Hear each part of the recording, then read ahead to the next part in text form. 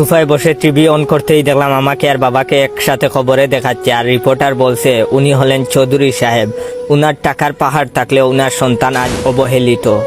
উনার সন্তান ঢাকা শহরের বিভিন্ন ডাস্টবিনে খাবারের সন্ধানে ঘুরে বেড়ায়। ইতিমধ্যে চৌধুরী সাহেবকে পুলিশ গ্রেফতার করেছে। উনি তার সন্তানকে কিভাবে অত্যাচার করে তার একটা ভিডিও আপনাদের দেখাচ্ছি। ভিডিওতে দেখলাম গতকাল বাবা যে আমার থাপ্পড় মেরেছিল সেটাকে যেন ভিডিও করে ওদের দিয়েছে। তার একটু পরে শ্রাবণী আর শ্রাবণীর বাইকে খবরে দেখাচ্ছে। শ্রাবণী কান্না করছে আর শ্রাবণীর ভাই সাংবাদিকদের বলছে ওই ছেলের সাথে আমার বোনের বিয়ের হওয়ার কথা ছিল, কিন্তু যে ছেলে নিজের ঘরে এত অবহেলিত সে কি করে আমার বোনের দেখাশোনা করবে। এই ছেলের কাছে আমি আমার বোনকে বিয়ে দিব না। খবরের মাঝখানে এইবার অনন্ত জলিলকেও দেখা যাচ্ছে। অনন্ত জলিল বলছে আমি ছেলেটার ভিডিও দেখেছি, খুব কষ্টদায়ক ভিডিও। খাবারের সন্ধানে ছেলেটা পাগলের মতো ডাস্টবিনে খাবার খুঁজছিল।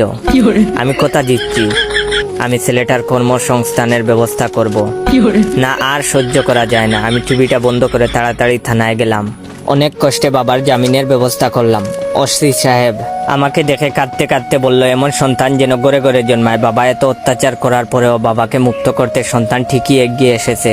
জেল থেকে ছাড়া পেয়ে বাবা আমাকে দেখেই বলল আমি আজ ইতিহাস করব। বাবার হাতে ছেলে খুন, তোর মতো কুলাঙ্গারের বেঁচে থাকার অধিকার নেই। আমি দৌড়াচ্ছি আর আমার পিছনে বাবা, আর বাবার পিছনে কিছু সাংবাদিক যাদের খেয়ে দেয়ে কোনো কাজ নাই। আর ভিডিওটা কেমন লাগলো অবশ্যই শেয়ার করে জানাবেন।